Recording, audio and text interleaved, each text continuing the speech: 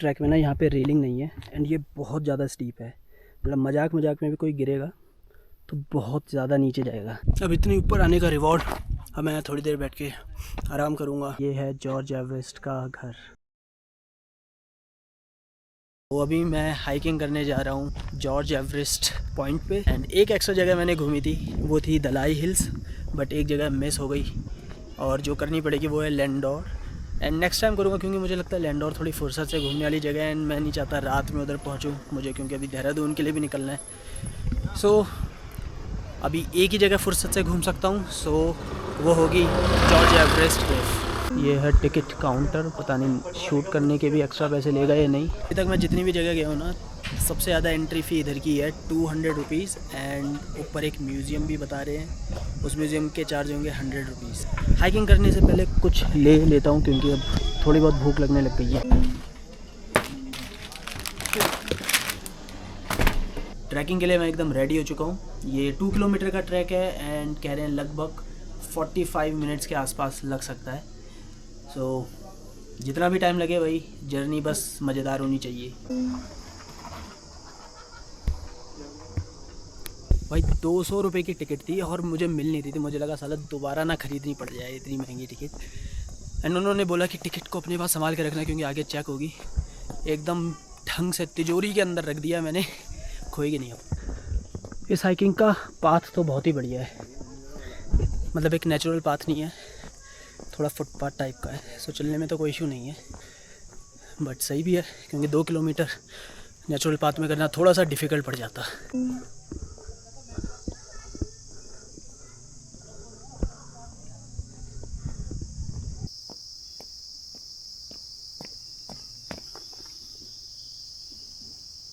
Nothing can beat nature's music.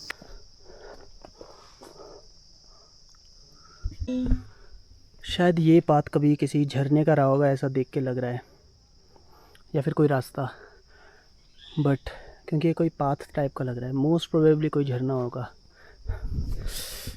बाकी George Everest है कौन? तो मेरे दिमाग में क्वेश्चन ये आ रहा है कि जिस सर जॉर्ज एवरेस्ट के नाम पे ये ट्रैक है और ऊपर पार्क है, एंड जो माउंट एवरेस्ट जिस एवरेस्ट के नाम पे है, क्या वो दोनों सेम है?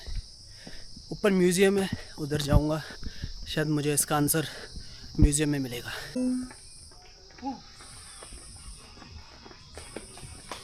सो कंपेयर टू अदर प्लेसेस ये जगह मेरे को थोड़ी ज़्यादा साफ़ दिख रही है एंड सफाई का भी ध्यान यहाँ पे काफ़ी रखा जा रहा है। भैया ये जो पार्क है एवरेस्ट पार्क, है क्या गवर्नमेंट अभी हो गया है या प्राइवेट हो गया ये? पहले प्राइवेट, पहले तो सरकारी थे, सरकारी था, अब प्राइवेट हो गया। तभी थोड़ी इस तरह की फ़ीस भी बढ़ गई है और सफाई वगैरह भी अब थोड़ा ज़्यादा हो रहा है। पहले इसमें तो 4-5 आदमी थे सरकारी में, अभी इसमें लमसम 80 आदमी हैं। रास्ते में पार्क कैफ़े पड़ता है, एवरेस्ट बेस कैंप, एंड यहाँ पे देख रहा हूँ लोग खेल सकते हैं। आई डोंट नो कि ये पेड है या फिर फ्री, बट ऑब्वियसली कुछ ना कुछ पे करना पड़ता होगा। तो यहाँ तो बताइए, यहाँ का क्या पेड है, क्या है यहाँ पे ये जगह? करना पड़ता है, रिजॉर्ट है, बुक करना पड़ता है। लगभग क्या चार्जेस है इसके? 11,000 पर नाइट। और मतलब लोगों का भी कुछ लिमिट होगी? 2 लोगों का।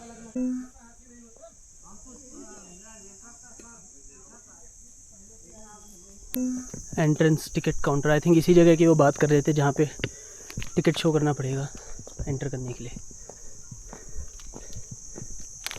यहाँ पे टिकट शो करना पड़ेगा ना?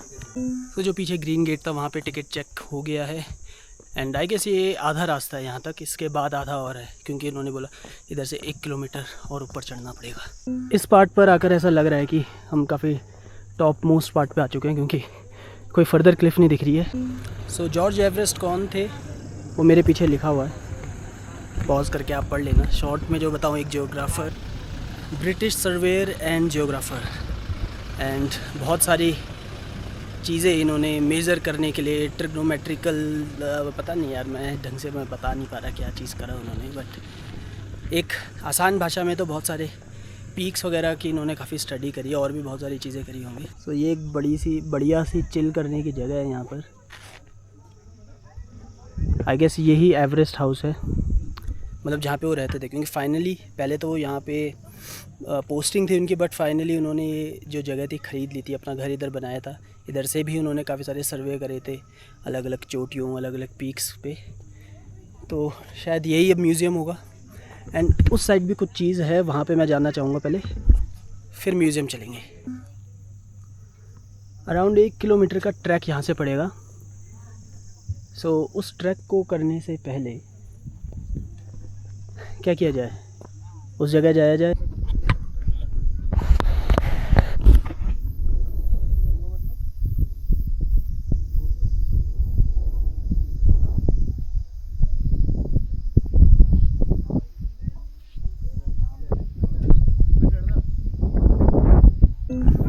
ट्रैक करके आई गेस उस पार्ट तक जाना है जो दिख भी नहीं रहा है फॉग की वजह से। लेट्स गो यार, बहुत मज़ेदार ट्रैक ये लग रहा है। हालांकि बहुत बड़ा नहीं है बट काफ़ी कूल लग रहा है। Let's go.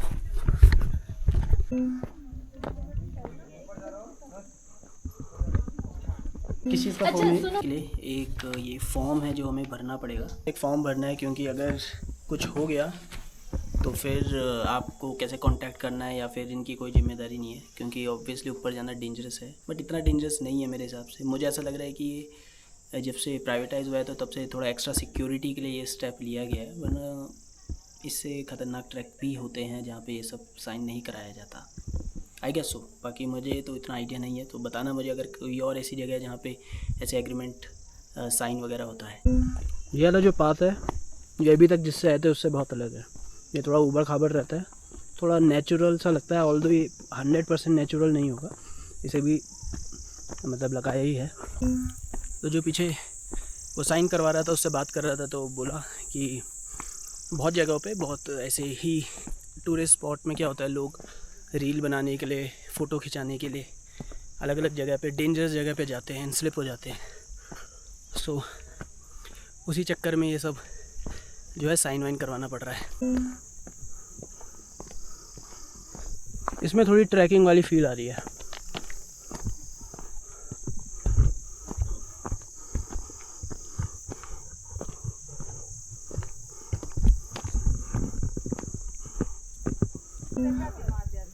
उधर काफ़ी दूर तक लोग दिखाई दे रहे हैं भाई, मतलब वहाँ तक तो जाना ही जाना है।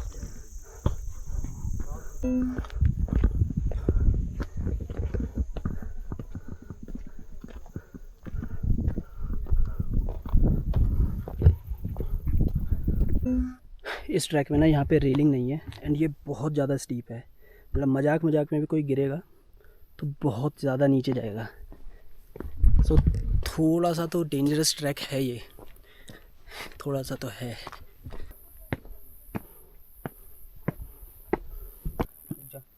कोई नहीं।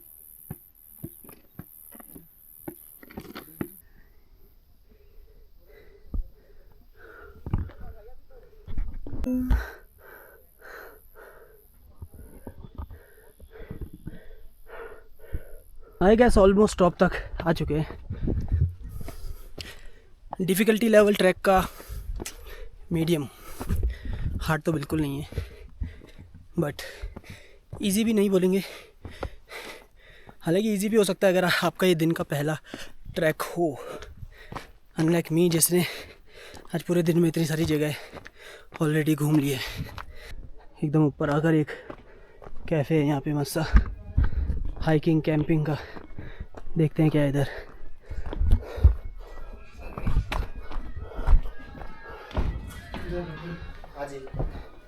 यहाँ पे क्या कैंपिंग का होता है क्या? हाँ एक सेकंड, बाहर क्या है? बाहर भी मतलब कैंप कहीं भी कर सकते हैं? मतलब कैफ़े है ये? कैफ़े भी है? कितना क्या क्या मिलता है? Maggi, sandwich, omelette, bread omelette, चाय, कॉफ़ी। कितने का है? क्या मैगी? Veg 150, simple 130। 150 बोला? अच्छा, तो थोड़ा तो एक्सपेंसिव हो गया है ऊपर तक आने में। भाई हाइट में आने के बाद मैगी का रेट काफ़ी ज़्यादा एलिवेट हो जाता है यार। मतलब नीचे 50 की थी, बट अगर आपको यहाँ पे मैगी खानी है तो इट विल बी ऑफ 150।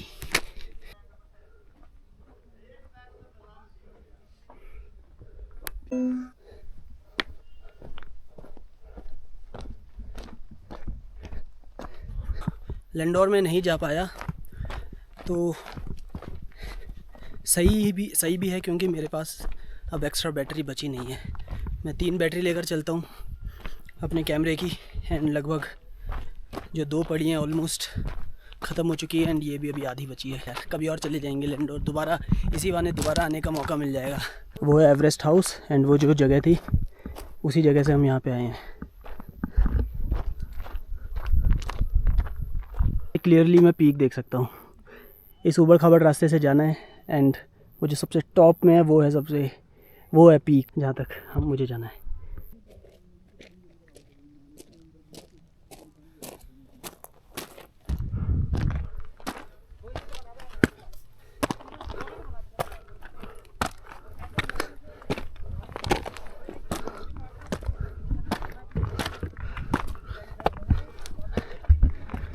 भाई लास्ट वाले पार्ट में हाथ और पैर दोनों का यूज़ होगा।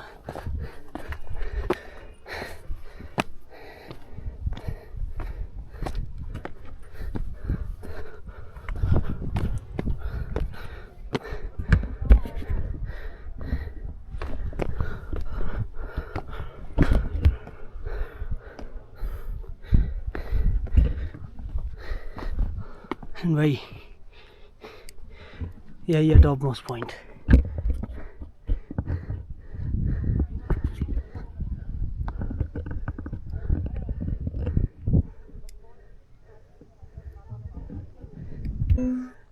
फॉग की वजह से व्यू तो यार कुछ दिख नहीं पाएगा।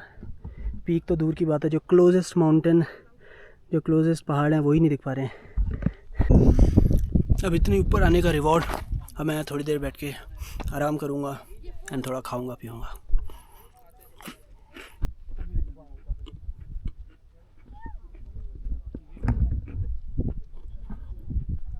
सिर्फ नथिंग नेक्स्ट है यहाँ पे। मेरा रेस्ट पूरा हो चुका है, एंड आई थिंक मौसम थोड़ा सा ख़राब हो रहा है इधर। सो अभी वैसे मुझे नीचे म्यूज़ियम भी देखना है, रेस्ट भी पूरा हो गया है। Let's go.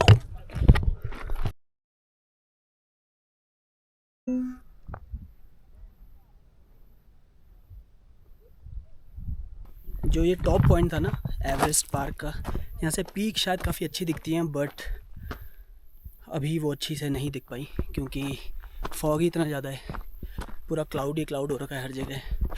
सो इस केस में मैं थोड़ा सा अनलकी रहा, बट ट्रैक बहुत अच्छा था, पूरा फुल एंजॉय किया एंड बहुत ज़्यादा मज़ा आया। ये वाला पार्ट जिसमें ये छोटे पत्थर पड़े हैं ना, ये बड़े डेंजरस होते हैं, ये एक्चुअली काफ़ी स्लिपरी होते हैं, तो इसमें बहुत केयरफुली आना पड़ेगा,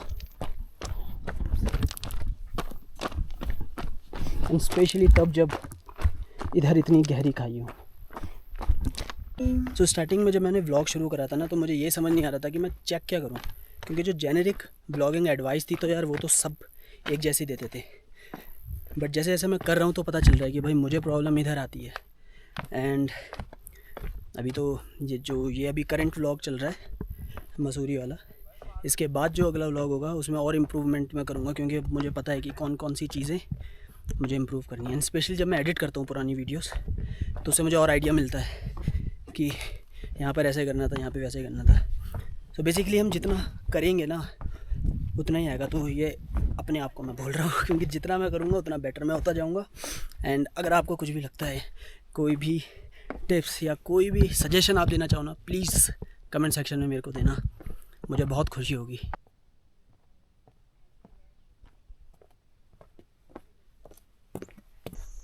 एक चीज़ सोच रहा था कि फ्रेंड्स के साथ ट्रैवल करना इज़ फन, बट अकेले ट्रैवल करना इज़ वेरी थेरेप्यूटिक।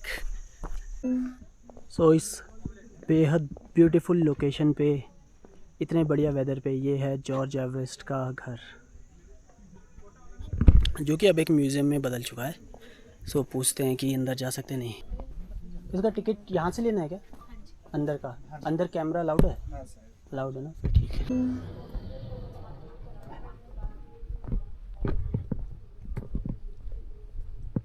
ओके, ये एक जगह है एंड वो भी एक और जगह है, आई डोंट नो क्या है वो, पहले उधर ही चलते हैं। ये वाली साइड तो बंद है, I guess it's a guest house. Museum सिर्फ इतना ही है, तो म्यूज़ियम के अंदर देखते हैं क्या क्या चीज़ें मिलती हैं हमें। Museum of cartography.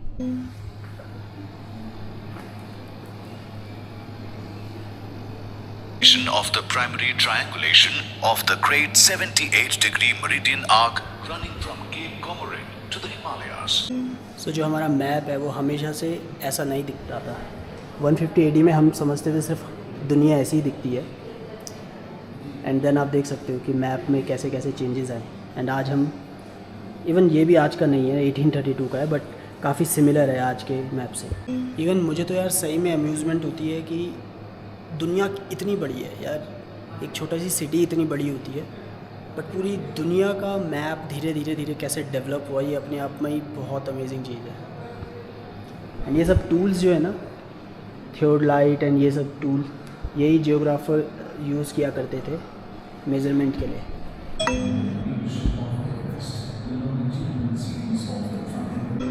ये बहुत कूल है, पूरे इंडिया का मैप एग्जैक्टली जिस जिस जगह पे जैसे जैसे एलिवेशन है, ऊंचाई है, उस हिसाब से।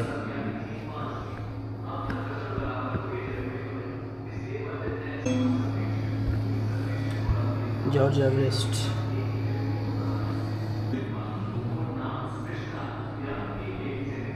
भाई यहाँ पे एक नयन सिंह रावत नाम का बंदा था गढ़वाल का, वो जो है मतलब हेल्प करता था यही मैप बनाने में एंड खुद भी कार्टोग्राफी वगैरह में।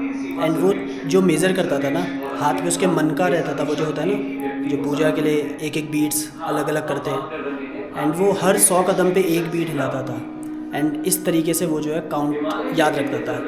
लाखों कदम यार वो चलने के बाद ऐसे ऐसे करके उसने डिस्टेंस नापा है। भाई क्रेज़ी है, इतनी मेहनत और इतना मतलब पुराने टाइम में क्या क्या करके वो मतलब कितने पैशनेट होते होंगे अपने काम के लिए, मैं जस्ट ये सोच रहा हूँ। सो जो कार्टोग्राफी पुराने ज़माने में शुरू हुई थी वो आज के ज़माने में आकर रुकती है ये नेविगेशन सिस्टम में।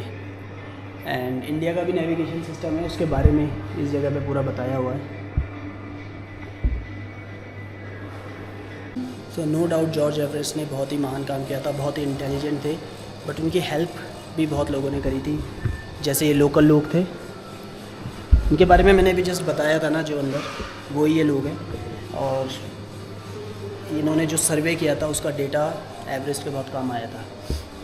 कभी कभार कुछ ऐसे लोग भी कंट्रीब्यूट कर देते हैं जिनका डायरेक्ट उससे कोई लेना देना नहीं होता, बट जैसे ये थे, ये एक टेलर थे पेशे से, बट इनकी फ़ोटोग्राफिक मेमोरी थी। एंड इन्होंने बताया कि ब्रह्मपुत्र नदी एंड सांगपो नदी एक ही है। कैसे? क्योंकि ये कुछ लॉग पानी में फेंकते थे एंड उसे आइडेंटिफाई कर लेते थे। मतलब कुछ ऐसा ही है, एग्जैक्टली मैं नहीं बता रहा, बट बहुत ही इंफॉर्मेशनल म्यूज़ियम था, स्पेशली उनके लिए जिन्हें जियोग्राफी या फिर कार्टोग्राफी में इंटरेस्ट हो। They must visit this museum. So कभी इतना ध्यान से सोचा नहीं था कि मतलब 1800s में, इतने पुराने टाइम पे जो कार्टोग्राफी है, मीटरोलॉजी है, इन सब चीज़ों के लिए बहुत तगड़े तगड़े मैथमेटिशियंस को हायर किया जाता था। उस टाइम पे कंप्यूटर्स तो नहीं होते थे, तो इन्हीं मैथमेटिशियंस को ही कंप्यूटर बोला जाता था। तो दैट्स क्वाइट इंटरेस्टिंग। अब तो मैं नीचे की तरफ जा रहा हूँ, बट अभी हाल के कुछ व्लॉग्स में मैं दो म्यूज़ियम में गया, विक्टोरिया म्यूज़ियम एंड यहाँ भी गया था। एक्चुअली 3 म्यूज़ियम में गया हूँ। फॉरेस्ट रिसर्च इंस्टीट्यूट भी एक म्यूज़ियम था। तो नेक्स्ट टाइम से सोच रहा हूँ कि जल्दबाजी में म्यूज़ियम ना जाया जाए, एक बिल्कुल डेडिकेटेड म्यूज़ियम की विज़िट बनाई जाए जिसमें मैं भी पहले से रिसर्च करूँ, देन बाकायदा वहाँ पे सारी चीज़ें जो मैं मिलती हैं उसे डायरी में लिखूँ एंड देन एक प्रॉपर वीडियो बनाऊँ। व्हाट से? अगर आइडिया बढ़िया लगता है ना तो मुझे बताना कमेंट सेक्शन में। बाकी मैं इसे समझ रहा था कि उतना इंटरेस्टिंग नहीं होगा, बट उससे तो ज़्यादा निकला। जॉर्ज एवरेस्ट का सफ़र भी यहीं पे ख़त्म होता है। इसी के साथ मेरी ये जो जर्नी थी मसूरी देहरादून वाली, ये भी यहीं ख़त्म होती है। बहुत मज़े आए मुझे यहाँ पर, एंड अब नेक्स्ट व्लॉग एडवेंचर या जर्नी में मिलेंगे। Bye bye.